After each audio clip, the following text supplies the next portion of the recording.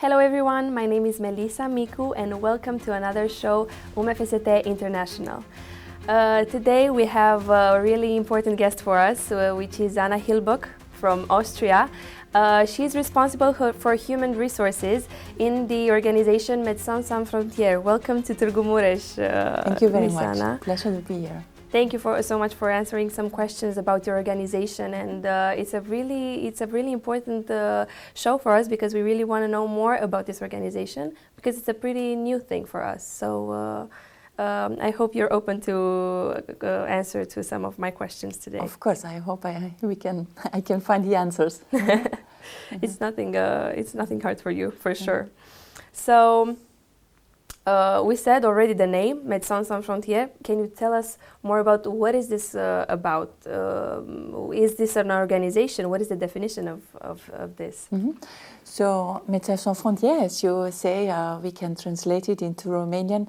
I hope I pronounce it correctly with Medici, fără, Frontiere. Exactly, perfectly. The English translation would be Doctors Without Borders. Mm-hmm. It's new for you, you said, but for us, actually, the organization has a long history already of more than 50 years. Oh, wow. And the original intention of this organization is to provide medical health care in places where it's not existing anymore. So over this long history of more than 5 decades, it has developed to an very international and independent medical humanitarian organization. Can you tell us what are the activities that MSF is involved in? Mm-hmm. Like, what is your activity nowadays? Yes, so as mentioned, the intention of founding MSF those 50 years ago, so it was actually founded by medical doctors and together with journalists. That's somehow where you come back to the name of Médecins Sans Frontières, Doctors Without Borders. And their intention was to provide medical health care, but also to speak out. We very much like to use French words, to do témoignage, to speak out, to report what we are seeing, what is happening in other places of the world. So the intention is to provide healthcare in places where it's not existing anymore, and that could be crisis area affected by either conflicts, war conflicts, for example. It could be a crisis situation caused by, for example, a natural disaster, like a flooding, like a storm or an earthquake that we just recently had in Myanmar. Or on the other hand, we are taking care also of population who are affected exactly by those things and needed to, who are basically displaced people who don't have an existing healthcare anymore. Okay. You said something about crisis, and the first thought in my mind was about the pandemic. Did you have any activities, especially for this pandemic, or what was your activity during those hard times for the humanity?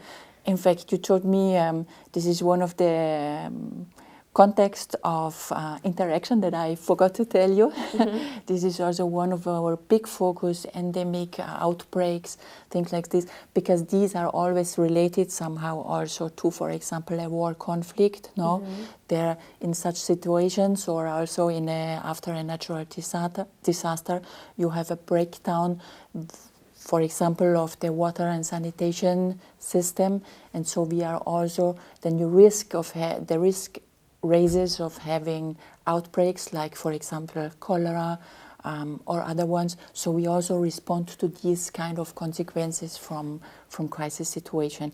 And yes, we did also respond to COVID, to Ebola, for example, but then also smaller outbreaks like, for example, measles. Last year we did, I think to remember, more than 3.3 million vaccination as a response to an outbreak of measles. So also this is one of the focus that we are interacting in case of needed. Yeah.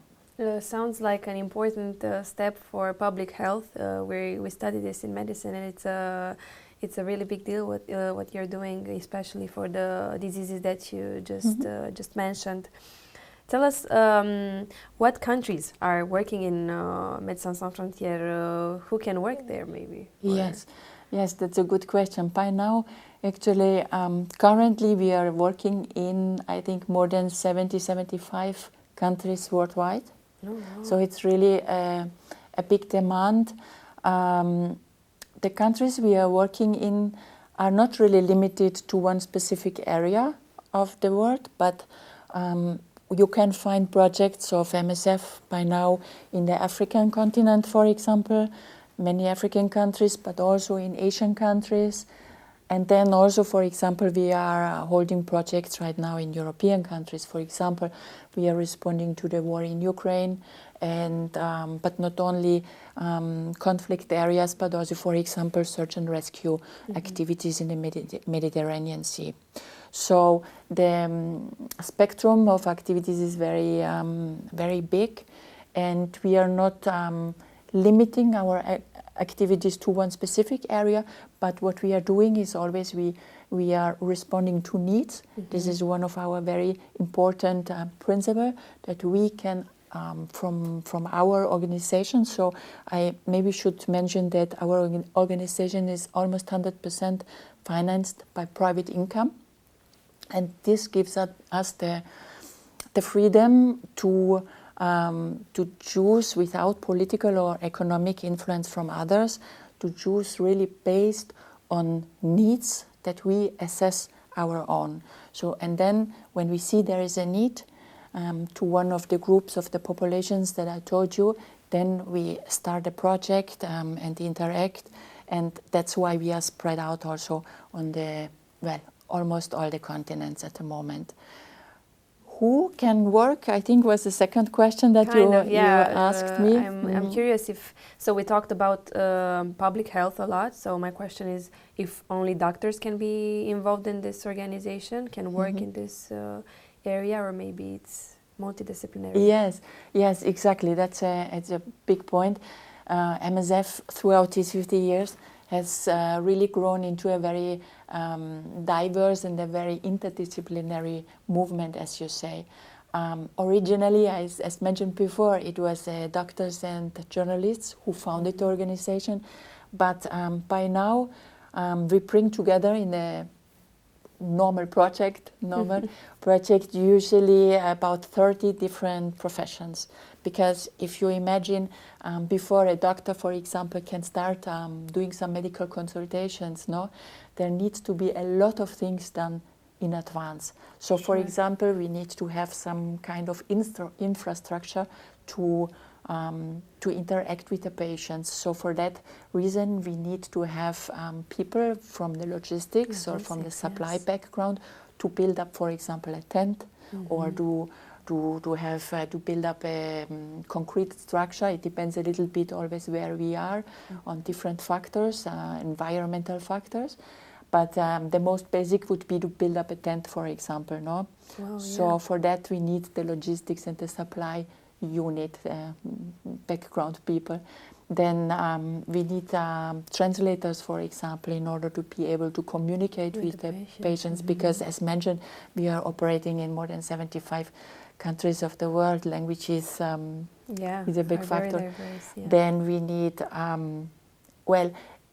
in those many countries that we are working, it's we are trying to work mainly with the people from the project country. So in general there is 70,000 people working in MSF today, more or less.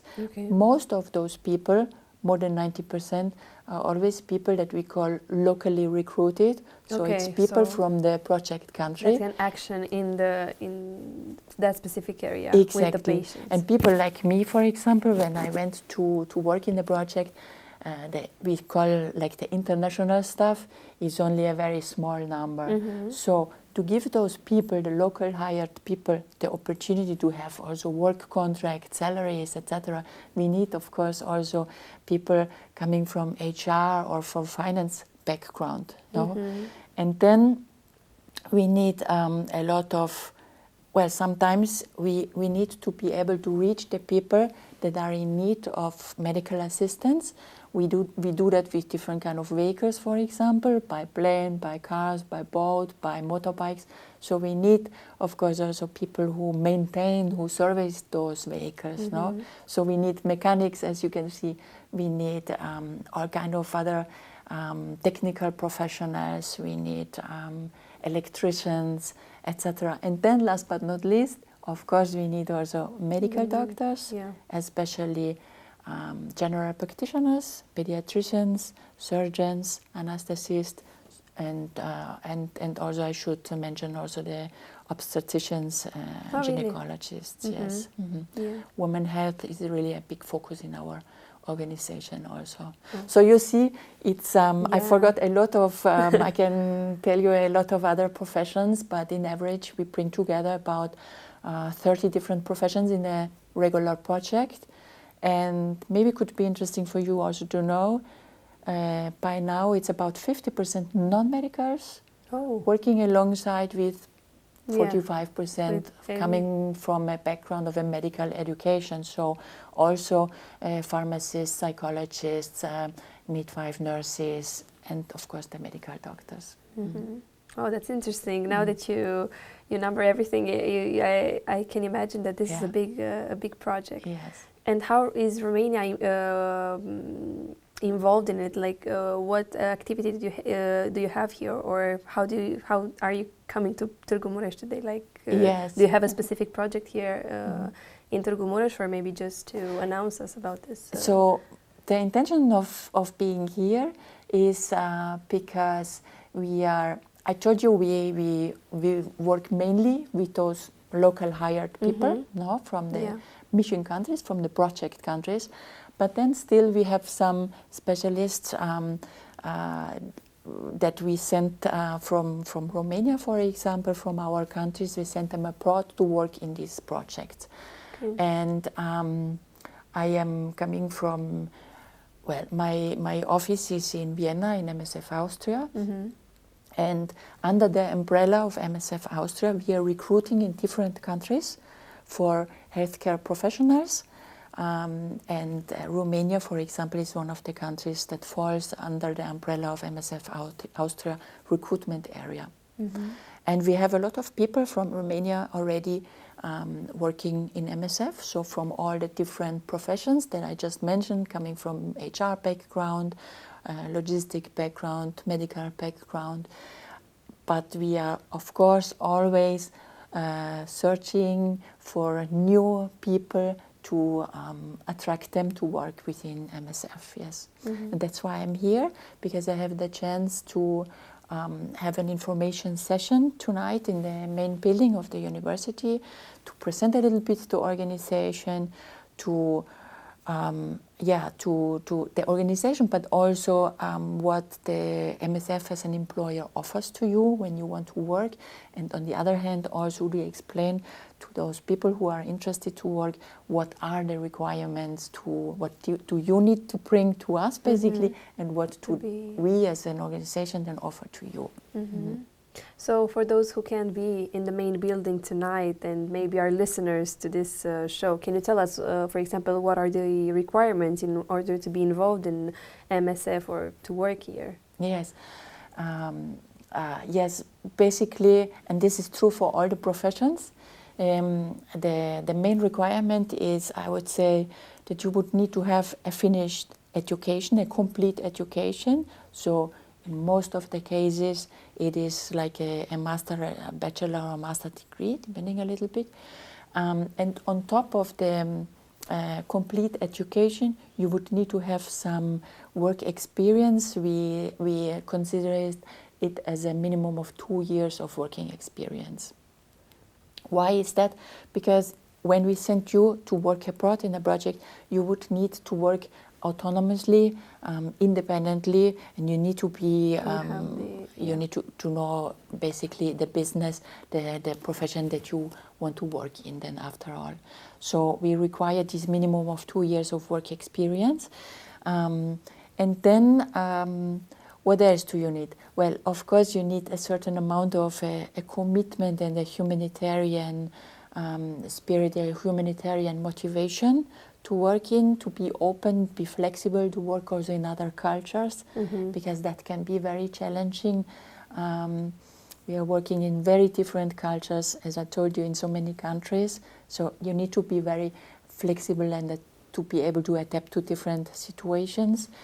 You need to have, because you will be at some point working in a managerial position, so you should bring a little bit of leadership, management, people management, supervision experience, because you will be, as mentioned, working together with those people on spot, and you should be able to train them, to motivate them, to enforce them. And for that, of course, you need to be able to speak also some languages. We focus very much on English and French, because most of the countries, we have a lot of French-speaking countries. So if you bring English and also French would be ideal.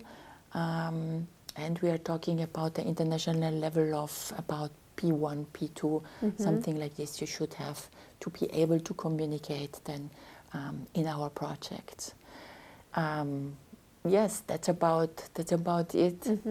And the people that are applying maybe to work for MSF, are they able to apply for a specific spot like locally, or maybe they want to go internationally and they just apply for that? How is the selection for those the ones that want to That's a very good and very important question to explain right from the start. So basically you apply for a position depending on your profession, and then you get recruited, and you get recruited into we call it the pool. Basically you are swimming in the pool of, let's say, of general practitioner or of pharmacist, and then depending on your availability in terms of time, depending on the language package that you bring, depending on other technical factors that you bring all together, then we